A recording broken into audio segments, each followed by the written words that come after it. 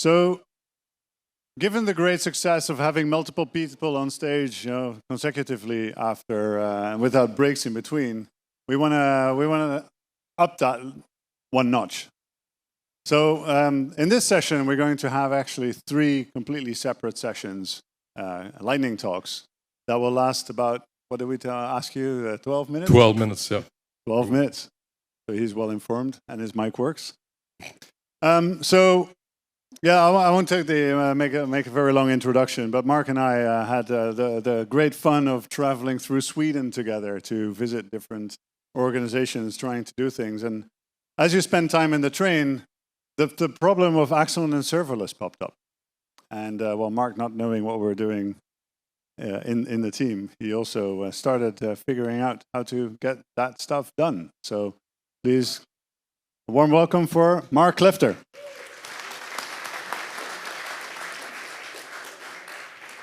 Okay, thank you everybody. My name is Marc, and I'm a tech lead at a Swedish consultancy firm called Edument, where I work with customers on mainly Axon-related projects. And I got the sort of good experience of trying out bridging serverless and Axon environments in a recent project, and I was hoping to speak about it today, and I got the chance, so here we go. So this sort of follows on the last thing in the previous presentation about Axon Synapse. It has nothing to do right now with Axon Synapse, so this is a separate effort to try to achieve some of the same goals. So what do we mean by a bridge when we try to sort of extend Axon messaging to non-Axon environments? Why would that be useful? What are some of the requirements that we need to support in order to achieve that? What are some of the components we need to effectively implement this? And what are some of the future considerations that we might explore further? Keep in mind, this is just a proof of concept, so much remains for getting this into production. It's cool nonetheless. So, as always, the best things sometimes happen when you work with the customers. And this idea was born of, well, partly Allard being a source of inspiration, but also working with this particular customer, which had a service you can see on the left-hand side. So, shortly, the customer has a translation service. So they expose an API for their customers who send in translation requests to them. And these requests are then queued up and later processed by Lambdas, who create new strings in a document, or update the strings in a document, remove them potentially. And this document lives in a separate service called a translation management system.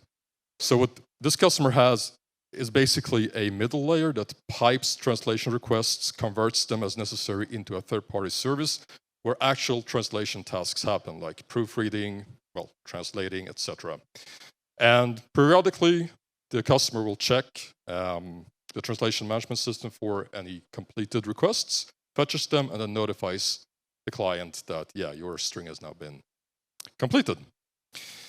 So this works well, but they soon realized that they need more sophisticated logic in terms of tracking history, the document history.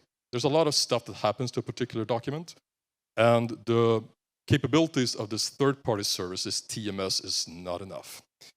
So why would you need that? Well, you need auditing for doing more advanced reporting, analytics, and especially invoicing. The whole text business is quite complex when it comes to cost. And they don't want to be too tied to a particular third-party service. You might want to innovate on your own and potentially move to other services in the future. So there are a host of reasons for trying to do a lot of the event history for a document on your own. So since I sold them on the idea of trying out Axon, as I was involved in the project, I suggested we do a proof of concept. So that's what you have on the right. The idea is that as you get translation requests, you not only sort of push them towards this third-party service, this TMS, but you also update sort of corresponding aggregate in an Axon app, which you might think of serves as an application engine. So you would send a command for a new string to a document aggregate, and any events that are generated are then through some mechanism, forwarded back to the Lambda system in AWS, where event handlers do projections as they see fit. So that's when I want to talk about the things that are outlined with the red arrows. One note, you might be wondering, can't this be achieved with subscription queries? Well, you can, but there's a bit of awkwardness in trying to send subscription updates to this particular Lambda system. And I wanted to see, and the overall team wanted to see, can we decouple this enough so the people working in the Lambda team are free to operate and generate whatever query models they desire or need. So this decoupling is one important aspect to explore. So what are the requirements for this particular bridge? Well, simply we want to forward events as they are generated within Axon to serverless functions, Lambda functions, primarily to create custom projections. It's not the only type of thing we want to do. We might trigger certain business activities within AWS, but that's the primary goal at least, which will try to achieve high throughput, but at least trying to just publish and forget, simply put. We want to support a lot of subscribers on the Lambda end. Not only Lambda functions, but maybe other types of destinations as well. So one-to-many various types of subscribers. We'll probably need to filter events, because not all events are probably needed as they come in. We need to preserve ordering. Remember, we're crossing network boundaries here, from an Axon app, an environment, to an AWS environment. We need to preserve the event of the orders as they're generated. We want to avoid duplication of processing an event multiple times. We need a robust retry mechanism. We want to make sure that if an endpoint in Lambda is unavailable, that whatever we do there retries enough times to ensure successful handling of an event. And finally, we will try to automate the infrastructure you need to set up on the AWS end. There's some things you need to set up, and it would be nice to not do it too manually. Let's talk about something that could work but really doesn't, and that's if you try to invoke event handlers directly, synchronously.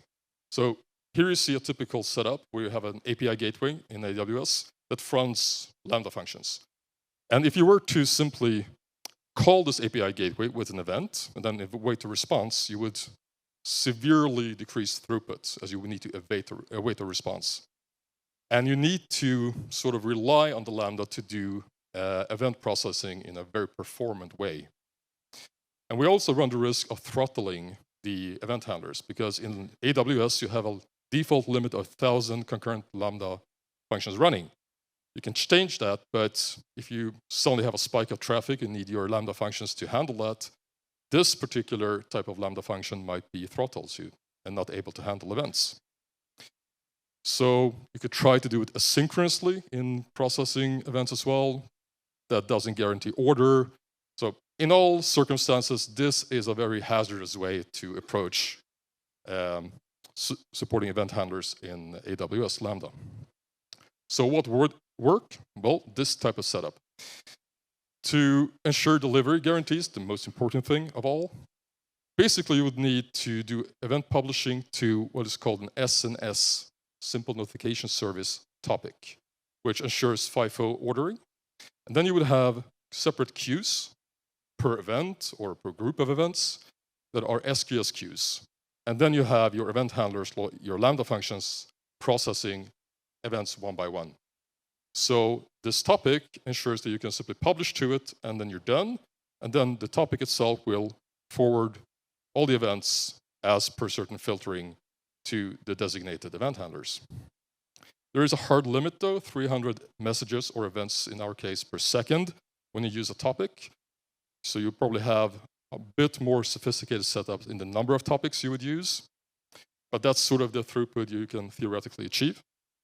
And you can filter if need be on like fully qualified class names for your events or prefixes, some and/or logic. It's not terribly sophisticated, but for most purposes, it's going to be enough. And to automate the setup of topics and queues, you can use something like the CDK, the AWS CDK, which allows you to, in code, declare what type of resources you need in AWS. So you can easily use TypeScript code or Python code to simply say, I need these many topics, these many queues, these many event handlers, etc., and then deploy everything at once. And again, we're sort of thinking about an Axon app in this case as an engine. So it supports our efforts to do event processing on the AWS side. So it's a regular app, and as you can see, the event publisher is a bit specific. It's inspired by the AMQP publisher, so you can look that up if you want to. But for a proof of concept, it suffices to simply get the events as they occur throughout the Axon app, and then simply forward them according to this architecture. So, future considerations. I got to say, this worked pretty well for this particular client and their needs. As I said, it's not really production ready. Just wanted to see if all the things that we theorized about would actually pan out, that they did. But there are some things to improve, mainly to publish events in batches, for example. You can reduce the cost and the number of invocations to AWS that way. You can register event handlers in a more sophisticated way, much like Allard showed you with the command handlers for Synapse. You can do some preemptive event filtering, so you can filter out events on the Axon side really early, so you don't forward everything to AWS, only the events you desire. Event replays, it's not supported right now because you need a streaming source for that, message source, but that we can try out as well. And I wanted to investigate whether this would work for commands and queries as well, but now that I've seen Synapse, maybe I'll put that on hold for now. But all in all, a cool thing to explore, works pretty well for the client, and maybe I'll turn it into an extension if there is enough interest. Thank you.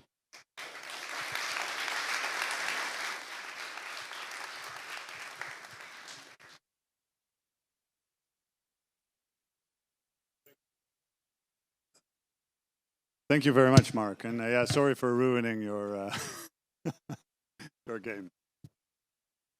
Right. So no conference can ever be complete without a complete change of plans. Unfortunately, one of our speakers, the next one, Alexander, was unable to come here. He's homesick. 2 words. And but fortunately, we found somebody who was willing and able to throw himself for the lions to give us an update. And our own, well, by now colleague, but at the time, the stuff he's going to present, he was not a colleague just yet. Marc, can we borrow your connector? Because we know what happened to mine.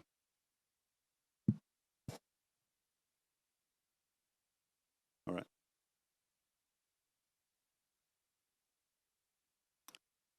So Marco did some research back in the days because he found a talk by me that showed a certain diagram about how performant Axon server was, and he thought, yeah, I don't think so. So he wanted to see it for himself, and I'll let you see from him. So give a big welcome to Marco Aman. Thanks for having me.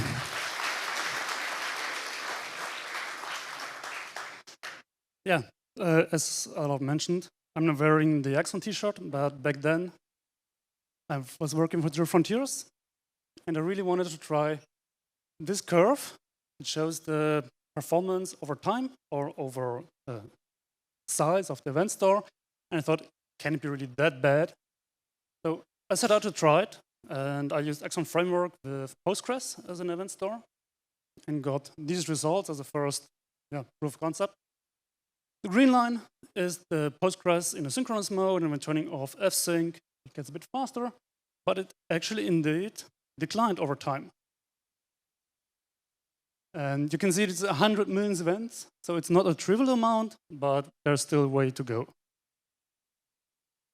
After these results, I also tried MongoDB, we'll see later, and there's one thing I need to mention now. I messed up the scales on the slides. I'll note that down later.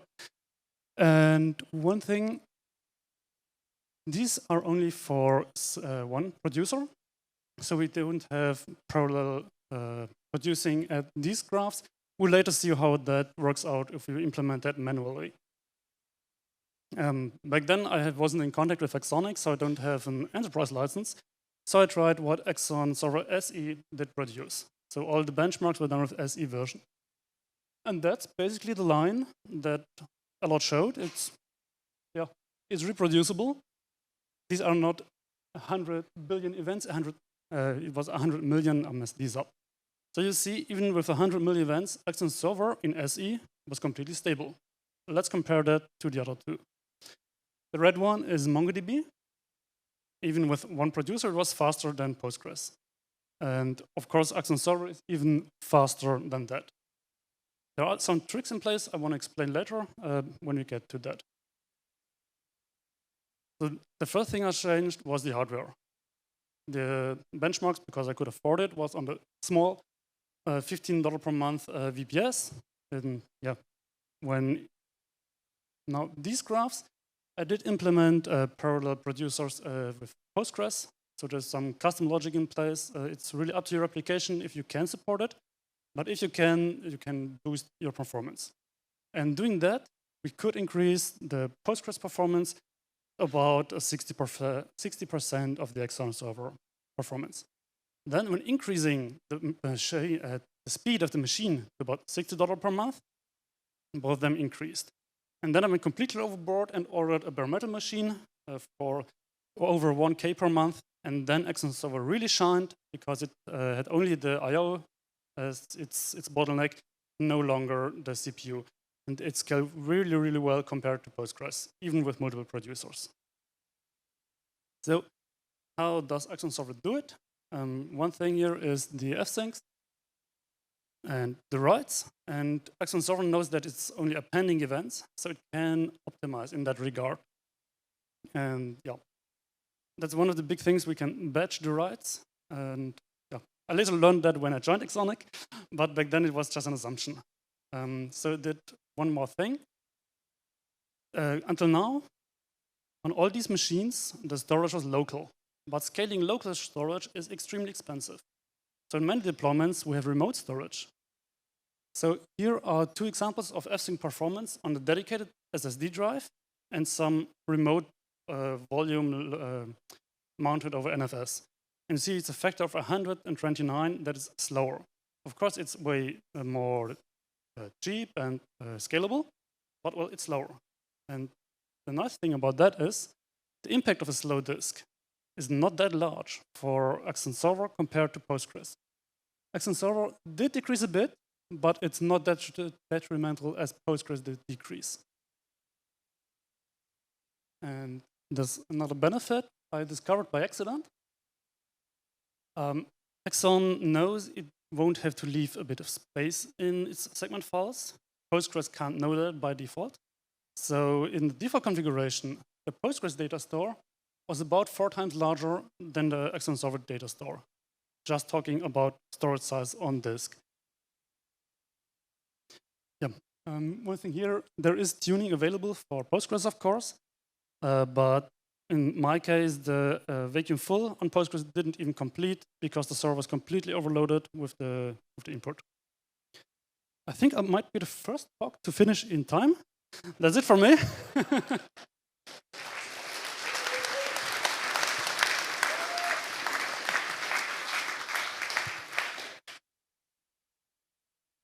Now what do I do? Time left. Oh, we're still short on time. Oh, okay, no worries.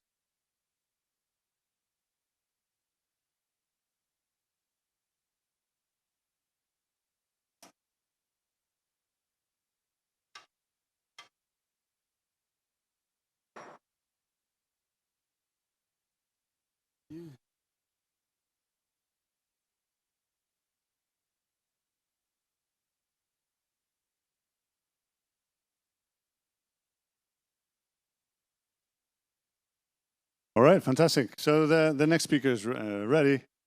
And this was interesting because maybe over a year ago, I had a call with a Dutchman, right? And you think, okay, that's convenient. What time of day? Well, it has to be really early in the morning or really late at night. Where's this guy? Well, literally, if you dig a hole all the way down, right? And you end up, and you resurface, that's where he lives. So Yeah, and apparently they truly believe that you need to go backward to go forward. So maybe that has to do with it. I don't know. But please we give a warm welcome to Arya Nortok. All right. Thanks for the introduction, Alex. So there's actually a reason why I live in New Zealand, the furthest place possible, because I like to disrupt. I like to be the only person that doesn't do Java in the whole. Yep. So what I'm going to present to you guys is more, let's try to think in a different way than we're currently doing. And I'll show you soon why. Because, yep, we've got a beautiful future in front of us. Does it work? If this works, then it would be awesome.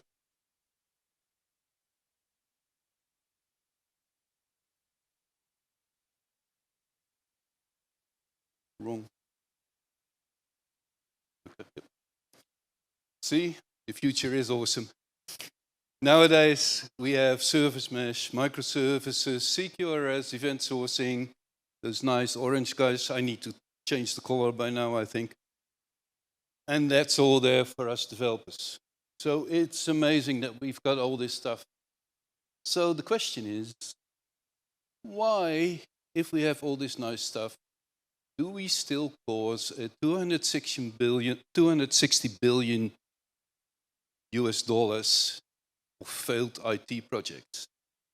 Why is that the case? Why hasn't all that technology helped us to improve these numbers? And this is 2020, so probably it's gotten worse by now. So is it because we perhaps spent not enough time at the discovery stage of a project? Or if we do that, do we lack the focus to really look at defining the problem space? Or is it that Agile has said, we don't need architecture, we don't need design, we just go in sprints, and then we discover that we did need design and we can correct ourselves, and yeah. But all those things mean that we spend 80% of our time coding, and if we're lucky, we spend 20% of our time on design. So, what if we had a tool that would help us, instead of focusing on a solution, that we focus on outcomes? One of my biggest frustrations is that we keep talking about event-driven architecture. It should be outcome-driven architecture. Because it's not about the events. The events are triggers that help us do stuff. Yeah? And we have to make certain that we get those events. But in the end, it's about the outcome. And what I'm proposing is that we use tools and the technologies that we have right now to actually stay with no solution until we're 80% of the project in. And that's possible. How is that possible? It's possible if we have a tool that sets the event center stage. Everything starts with an event, and you go backwards to see what do I need to do to get this event. And if you work that way, you will end up in a situation where design suddenly is 80% of your time, and coding can be done with generators, or if you don't like generators, you still do it yourself. But the model is what determines what you're going to do. The model is already a finished end-to-end description, which says this is going to be the outcome if this event has happened, if that event has happened, if that event has happened. So you constantly look at what outcome do I want, why, what needs to happen so that I get that outcome. And as an example, the tool that I've come up with, nothing new, all the principles are already there, starts with event storming, identifying the events. The next step is putting the events on a timeline, make them in the right order. Then the next step is putting them within a context. What I can't show here yet is who are the actors in the context. And before you know it, you already have all the players in the game available. Then the next step is, and if people have looked last year or the year before, event modeling. I've got the events. The only thing I need to do is now, okay, I've got the events. What do I need to do to get those events? The only thing I need to do here is press one button. Do I need to have an interface or do I need to have automation? And based on that, I can predict, based on the name, that I will have a command that says add room. It will predict that I need a user interface with that name. If I don't need a query, I can remove it. So the only thing that I've typed here is nothing. I just pressed the button and went backwards. And next thing is, if I want automation, again, same principle. And what I've got here is a live model that contains all the information that you need to generate code. So it's a low-code tool. It's completely language agnostic because I'm not generating your code. I give you the capability to generate your code. I'm exposing the model to you in such a way that you can use your tools to generate the code. Yeah, so and if you follow this, it means that I haven't done any user interface design at all up until this point, while I can show the whole process working to all the stakeholders. So I really am convinced that you shouldn't be focusing on all kinds of technologies and a UX process which is solutioning. You don't need a solution. You can work until you know you've got the right outcome. And then when you've got the right outcome, that's where you focus on the presentation layer and optimize it with all the knowledge that you already have and the capability of, hey, I know all the stakeholders, so I actually know whom to talk to. So what's the plan? My plan is that I'm going to open a closed beta in the next couple of weeks, and basically waiting for feedback from people like you. Have I missed anything in this modeling? Do you guys see opportunities? And then I'm hoping to release this tool within the next 1 or 2 months and go forward in getting the right outcomes instead of the right solutions. Thank you.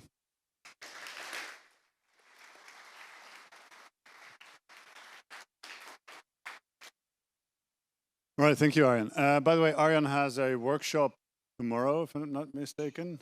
Yes, tomorrow. So don't trust the slides. See for yourself. You'll be able to see what was happening. There's good news. We have time for questions. So maybe you want to put that one away, but yeah. If you have any questions for the previous speakers, anyone, then please raise your hand. I just checked the app. There were a few questions for Marc. It was first, obviously, there was time to enter them. But if you have a question right now, feel free to raise your hand and I will come your way. Silence. Ah, here we go. Somebody's first. I don't know who it was. Thank you for your talk. If I understand correctly, what you showed is basically we define the events and then we work our way backwards to say, okay, they should have come from a command and a UI or some automation. So that's what we can generate. It seems like the opposite route that the keynote speaker was taking, where they were modeling what should happen and then generate commands and events from there. But both approaches seem very much like it's a one-to-one CRUD-like mapping. So how does that define itself towards the whole idea of domain-driven design, intents behind events? That's what I'm wondering, because it seems very automated in this fashion. I hope I understand your question correctly, but I fully agree that it was very similar to what the speaker told in the beginning, but I think the starting points are completely different. Yeah, they're opposite. And the only thing that I actually really want to achieve is that we keep that design mindset from the beginning and we use our tools to get rid of arguments not to do it. Like for instance, I've learned with event sourcing, never repeat or never copy an event. An event is never the same, even if it sounds the same, looks the same. So what I'm arguing for is a tool that helps you keep those methodologies. And we've identified that if you've got a problem and you go back to the event, that's where your answer lies. How can I get to a solution from the event?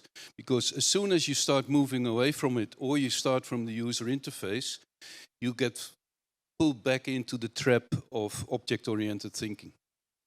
Yeah, and doing it this way, you never fall into that trap.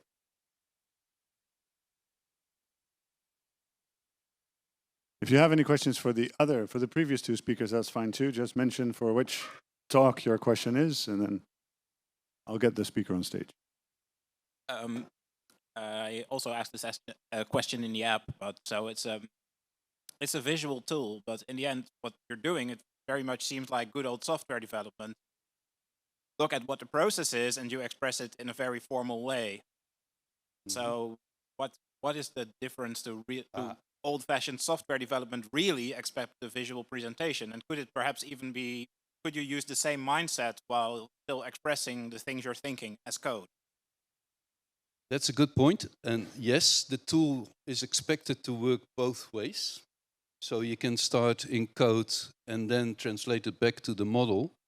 But the main reason, again, is we need to make certain the model doesn't contain any technology. That's the main difference with the earlier speaker. That was based on the technology being used. What I'm saying is we need to keep the stakeholders involved as long as possible and not talk about technology. That's why I don't like the term event, because if I say event to a New Zealand guy, he said, oh, where's the party? Yeah, he's got no clue what you're talking about. So I take the technology out of it. That's where event storming and event modeling is helping me. And then I've got the metadata for you to generate the code or to generate your tests or to generate your deployments or create your triggers in your database. I don't care. I just deliver the metadata so you can. And then you work in your model.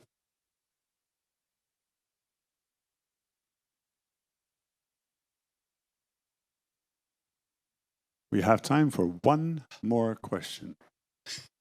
I dare you. The one question that asks them all. Wow. After this introduction, good luck. Thank you so much. Basically, my question is for the previous speaker. So it's related to actually the, no, not this one, I guess. So it's related to the Axon server. Axon server, yeah. So I'm not sure, I forgot. Yeah, it was him. Yeah. Oh, I'm sorry. Okay, yeah. Oh, yeah, okay. So basically, I'm a full stack developer. So, but I have really good interest in machine learning. So I'm also thinking that how Axon server actually contributing to the machine learning domain. To be honest, that's a question I haven't thought about. Good thought. I do have a little answer to that, but it's more vague. So how can Axon Server contribute to machine learning? And I would say it's not Axon Server specifically in any way. But one of the big challenges of machine learning is getting your data ready to actually be ingested by any process that can then make sense out of it. You have to put sense in to get sense out. Right? And we've noticed in certain experiments that we've done in a little bit more distant past that time series data, just the things that have happened, are a very good way to get to that data that you want. And maybe if it's not the actual time series, but it is a projection, you can create a projection in exactly the format that you need the data. So all the, I mean, it's called data science, but a lot of the data science that I see is more of data alchemy, right? And just mix and match it and see if it turns blue, and then you squeeze it into some machine and then see if it turns purple. We can get the science back, but you need a reasonable input and a way to deal with that. And I think the whole concept of event sourcing and getting the raw thing that happened is very helpful in getting the right input for whatever machine learning algorithm that you're using. I guess I stole somebody's thunder, but I don't know who, so there. All right, thanks a lot. I think that's all the time that we have for now. So we have another break. You can find a bit of peace and quiet, have some conversations with others. There's workshops going on right now. So if you have subscribed to a workshop, grab a coffee and then slowly head towards the room where your workshop is. It should be in the agenda. If you have not subscribed for a workshop, you can stay here and there will be fun. Enjoy.